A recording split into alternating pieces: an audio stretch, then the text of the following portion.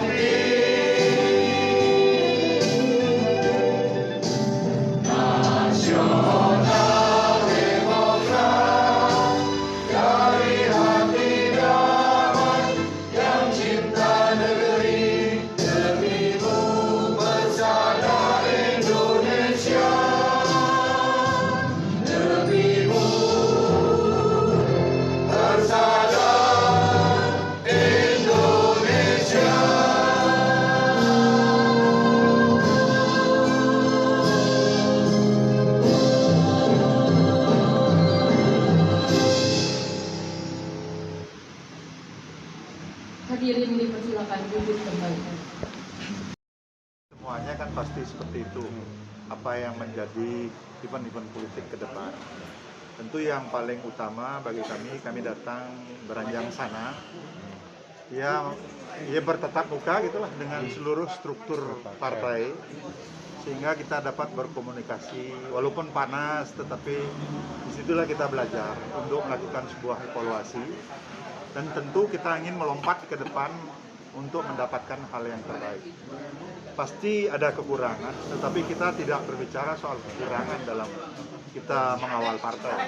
Tetapi segala potensi, sekecil apapun, siapapun mereka, tokoh dari lintas manapun, dari bawah, kelas menengah, pengusaha, profesional, itu kita kompilasi menjadi sebuah kekuatan, karena partai ini memberikan ruang nanti ke depan kepada orang-orang yang terbaik, yang ingin mengabdikan diri sebagai legislator, sebagai bupati, atau sebagai pimpinan-pimpinan di dalam penyelenggaraan bernegara bangsa. Dengan pernyataan Pak Jokowi, tidak akan mencalonkan diri lagi menjadi presiden depan ini. Kesiapan siapa yang akan dicalonkan? Ya tentu sesuai dengan arahan Ketua Umum, kita baru sedang membangun aliansi strategis.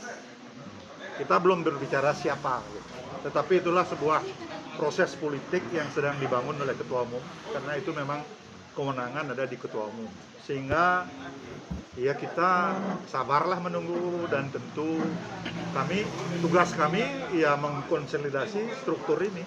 Karena bagaimanapun partai itu kalau memang strukturnya sudah kuat dan kokoh, kita yakini akan lebih baik. Iya tentu kami sebagai sebuah partai politik selalu menginginkan kader-kader kita atau mereka yang ingin datang ke Nasdem untuk ikut yang terbaik, untuk ikut ya peduli baik sebagai penguasa di wilayah Bali maupun di kabupaten kota di masing-masing wilayah. Untuk Buleleng 1 Pak, itukah ada dari internal partai apa memang dari tokoh di luar partai Pak untuk 2024? Iya, kita belum berbicara itu. Jadi kita belum diizinkan untuk bicara itu. Ini semua proses konsolidasi. Kira-kira indikasinya Pak? Ya pokoknya putra-putra terbaik yang dianggap oleh masyarakat Buleleng. Makanya kami dengar sekarang. Kami mendengar dari masukan dari teman-teman. dilakukan survei Pak? Ya pastilah, kami kan partai modern, ya tentu sesuai dengan kemajuan ya intelektual, kemajuan zaman dan segala perangkat yang Berarti ada. sudah ada calon atau memang sudah Ya makanya dikantongi, kami Pak? tidak mau berkomentar itu gitu ya.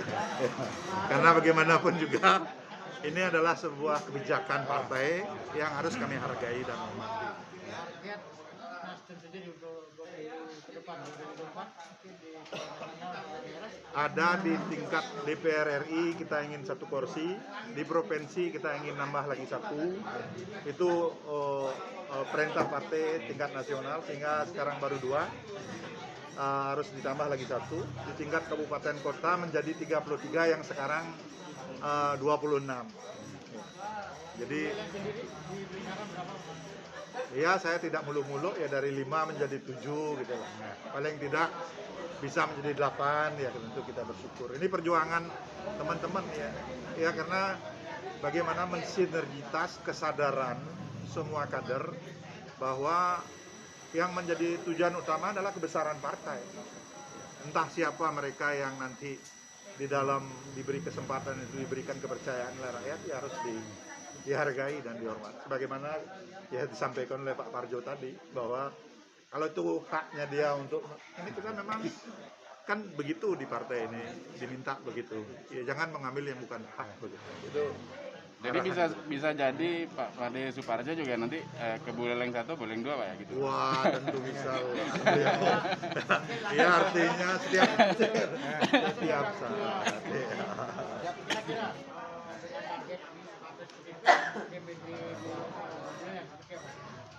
Yang jelas kita dimulai menyiapkan infrastrukturnya dulu. Kalau target tanpa infrastruktur yang jelas saya rasa tidak mungkin bisa tercapai. Nah dari infrastruktur yang kita persiapkan ini akan kita evaluasi, baru kita akan ngomong target. Memang kita pertama menginginkan di semua dapil dulu, karena ada salah satu dapil yang belum kita dapat, yaitu Sukesade. Target pertama yaitu bagaimana di sebuah dapil lahir wakil di legislatif. Nah setelah itu bagaimana kita melirik di dapil-dapil yang seksi seperti halnya Sri Droga Kota, begitu juga tambahan Tejepule itu dapil-dapil seksi yang harus kita lirik. Nah di sini strategi apa yang harus kita persiapkan, kita di sinilah evaluasi secara mendalam.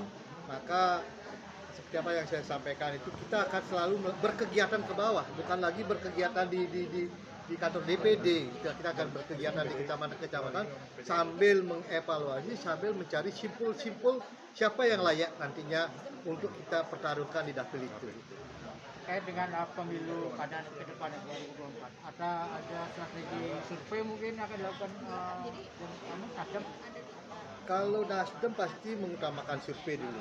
Dari survei, setelah dari survei itu baru akan dilakukan suatu penjajakan siapa sih yang layak. Sama halnya dengan di pusat, yaitu Ketua Umum kita Pak Surya Paloh itu menyikapi Pilpres itu dengan konvensi. Kan itu istilahnya dari konvensi itu akan terkumpul tokoh-tokoh yang layak. Setelah itu nanti disurvei bagaimana hasil surveinya kan itu. Nah di sini kalau di Buleleng juga pasti seperti itu.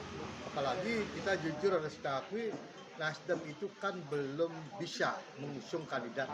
Tapi artinya kita dalam kerangka belum bisa itu kita sudah menyiapkan kerangkanya seperti apa sehingga pada saat dibutuhkan itu kami sudah siap. Kira-kira koalisi akan dilakukan dengan partai mana Pak? Tapi yang sudah terbangun selama ini mungkin Meda sudah tahu bagaimana selarasnya kita dengan Hanura. Gitu. Karena dengan Hanura kan sudah 10 cukup kan istilahnya. Nah, artinya di sini kita pernah buktikan koalisi kita di legislatif, pandangan-pandangan umum praksi kita walaupun tidak pernah satu pandangan umum. Nah itu artinya konsep-konsep bagaimana kita mengkritisi pemerintahan itu sudah menjadi konsep bersama dengan Hanura itu sendiri. Kira-kira dari survei itu apakah kader atau di luar kader mungkin? Tapi kalau Nasdem kita nggak pernah berbicara harus kader. Siapapun dia, putra terbaik kalau kita ngomong kabupaten, putra terbaik Buleleng, pasti kita akan cari. Nah itu istilahnya kalau umpamanya harus kader siapa sih? Kan itu istilahnya kita harus bisa evaluasi di siapa. Apakah saya rasa belum. Kan itu istilahnya dari sinilah artinya kebesaran kita yang diberikan mandat memimpin Nasdem itu harus bisa.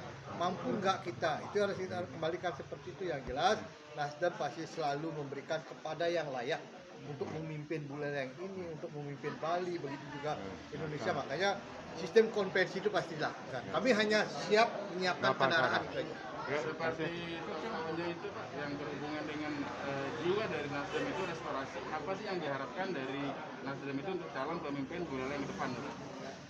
Restorasi ini kalau umpamanya itu mampu menata diri kita. Kalau umpamanya kita di Bali kan Mulat Sari itu, nah, itu istilahnya. Disinilah artinya kita udah mulai dengan paham restorasi ini, kita bisa menimang-nimang siapa sih yang layak. Kan itu istilahnya, siapa yang layak untuk ke depan. Apalagi kalau ngomong pilkada Buleleng adalah seksi sekali tahun 2024 karena sudah nggak ada incumbent kita di sini kan, artinya masa tenggangnya 2 tahun dari 2022 menuju 2024.